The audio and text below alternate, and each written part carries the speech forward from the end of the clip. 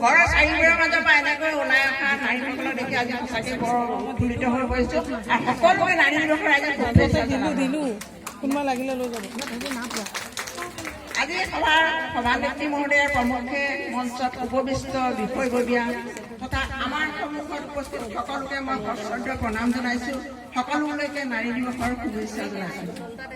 প্ৰথমে মই এই নাৰী দিৱসৰ আৰম্ভণি কৰা মহিলাগৰাকীৰ বিষয়ে এষাৰ ক'ব বিচাৰিছোঁ। 1910 চনত ডেনমাৰ্কৰ ৰাজধানী কোপেনহেগেন চহৰত জাৰ্মান সমাজবাদী নেত্ৰী ক্লাৰা জেটকিনৰ সবল নেতৃত্বত অনুষ্ঠিত হৈছিল প্ৰথমখন নাৰী সন্মিলন। সেয়াই আছিল আৰম্ভণি। আৰু তাৰ পাছৰ বছৰ অৰ্থাৎ 1911 চনত এই দিনটো উদযাপন কৰা হয় আন্তৰ্জাতিক নাৰী দিৱস ৰূপে। আৰু তেতিয়াৰ পৰা সমগ্ৰ বিশ্বত ভাৰতত তথা অসমতো 8 মাৰ্চৰ তাৰিখটো আন্তৰ্জাতিক নাৰী দিৱস হিচাপে পালন কৰি অহা হৈছে।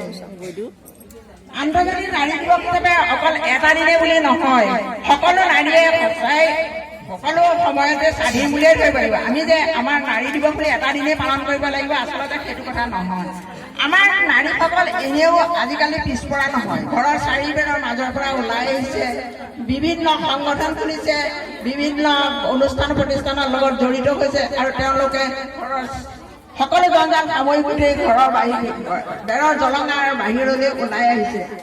শাহুৰ সৰু ল'ৰা ছোৱালী জঞ্জাল মাৰিয়ে সকলো নাৰীয়ে যেতিয়া বেলেগ এটা কামত ওলাই আহিব পাৰে, সেইসকল নাৰীয়ে সফল হ'ব পাৰে। নাৰী আমাৰ উত্তৰ পূৰ্বৰ নাৰীয়ে সঁচাই বহুত সফল। উত্তৰ পূৰ্বৰ নাৰীৰ কথা বেলেগে কোৱাৰ কোনো দৰকাৰ নাই। বুৰঞ্জীৰ পাতত সেইসকলৰ সমূহৰ নাম লিপিবদ্ধ হৈ আছে। আমি বুৰঞ্জীৰ পাত লুটিয়াই চালে গম পাম যে উত্তৰ পূৰ্বৰ নাৰী কিমান সবল, শক্তিশালী আৰু দৃঢ়। নাৰী শক্তি সঁচাই মহান শক্তি। আইনষ্টাইনে কৈছিল নাৰীসকল আচলতে একুৰা জুইৰ দৰে। জুইৰে যেনেকৈ চাউলো সিজাব পাৰি, ঘৰ জ্বলাব পাৰি, ঠিক সেইদৰে এগৰাকী নাৰীয়ে নিজে নৱসৃষ্টিৰ কলিতাও জ্বলাব পাৰে, নাইবা বজাব পাৰে বিভীষিকাময় মৃত্যুৰ ঘণ্টা। গতিকে আমাৰ নাৰীসকল সদায় সজাগ, সচেতন আৰু দৃঢ়। সেইখিনিকে মই আজি নাৰী দিৱসৰ বিষয়ে ক'লো। আৰু এতিয়া ক'ব বিচাৰিছোঁ মোৰ নিজৰ বিষয়ে অকণমান। নিজৰ বিষয়ে ক'বলৈ বুলি বিশেষ একোৱেই নাই, তথাপিও মই অলপ লিখা মেলা কৰোঁ। কিন্তু মোৰ চাকৰি আছিলে যদিও মই বহু আগতে চাকৰিৰ পৰা মই ইস্তফা দিছোঁ। মোৰ বিয়াৰ পিছত মই চাকৰিৰ পৰা ঘৰুৱা জঞ্জালৰ কাৰণে ইস্তফা দিছোঁ। বৰ্তমান মই লিখা মেলাৰ লগতে জড়িত আৰু সেইদৰে লিখি মেলিয়ে অকণমান ৰাইজৰো সমাদৰ লাভ কৰিবলৈ লৈছোঁ। মই প্ৰথমে স্কুলত অলপ লিখা মেলা কৰিছিলোঁ, গল্প কবিতা স্কুলৰ আলোচনী। তাৰপিছতে মই বহুত দিন লিখা নাই।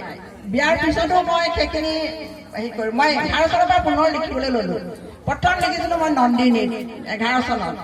আৰু 11 চনতে মই প্ৰথম কিতাপখন মোৰ হৈছিলে আয়তী উৰুলি বুলি এখন বিয়ানামৰ কিতাপ। আপোনালোকে যদি পাইছে নাজানো কোনোবাই। সেইখন মোৰ 2-3টা সংস্কৰণ ইতিমধ্যে হৈ গ'ল। 11ত কৰিলোঁ, 12ত কৰিলোঁ, 13ত কৰিলোঁ।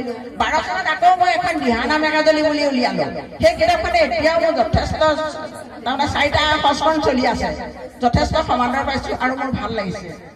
তাৰ লগে লগে মই 9খন শিশু সাহিত্য গ্ৰন্থ ৰচনা কৰিলোঁ।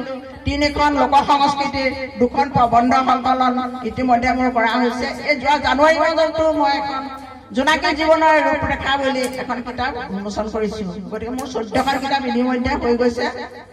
আৰু ইয়াৰ লগতে মই সাহিত্য ক্ষেত্ৰত অনেককেইটা অনুষ্ঠানৰ লগত জড়িত আছোঁ।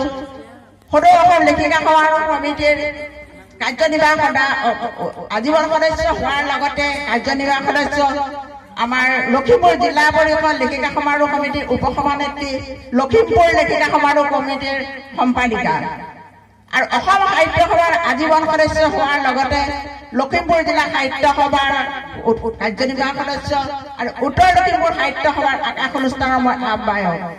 আৰু ইয়াৰ লগে লগে মোৰ কেবিনেটত প্ৰগতিশীল নাৰী সমাজ বুলি এটা অনুষ্ঠান আছে আৰু সেই অনুষ্ঠানতো উপদেষ্টা হিচাপে মই জড়িত হৈ আছোঁ। আৰু মই অনেক 7খন কিতাপ সম্পাদনাও কৰিছোঁ। বেলেগ বেলেগ নিজে লিখা হৈ সেইখন সম্পাদনা কৰা হৈছে। আৰু মই বহুতকেইটা বঁটা বাহনো লাভ কৰিছোঁ বাৰু, সেইখিনি বেলেগ কথা আৰু নকওঁ। গতিকে মই সাহিত্যৰ লগতে অনেকভাৱে জড়িত হৈ আছোঁ। আৰু মই যোৱা 24 চনৰ কিমান তাৰিখ আছিল পাহৰিলোঁ মই বৰপাচেষ্টা শিশু সাহিত্য বঁটাও পাইছোঁ নৰ্থ ইষ্টৰ মই শিশু সাহিত্য প্ৰেৰণা বঁটা পাইছোঁ কৃপানাথ বৈশ্য শিশু সাহিত্য বঁটা পাইছোঁ তাৰপৰা আমাৰ বিজেপি চৰকাৰে ইয়াতে লেখক সম্বৰ্ধনা দিছিলে যে মই লেখক সম্বৰ্ধনাও পাইছোঁ অনেক কেইটা বঁটা পোৱা হৈছে সম্বৰ্ধনাও অনেক পাইছোঁ বাৰু গতিকে মোৰ লেখাৰ এইখিনিয়ে মই এতিয়াও লিখা মেলা কৰি আছোঁ মই বাতৰি কাকতত আমাৰ অসম নৃত্য দৈনিক আজিৰ দৈনিক বাতৰি জনসাধাৰণ 7 দিন প্ৰতিদিন সেইখিনি লিখি আছোঁ আৰু মহিলা আলোচনী নন্দিনী আৰু সখীত লিখি আছোঁ ইতিমধ্যে গতিকে আৰু বাকীটো আৰু লিখি আছোঁ স্মৃতিগ্ৰন্থ বা অন্য কিবা কিবি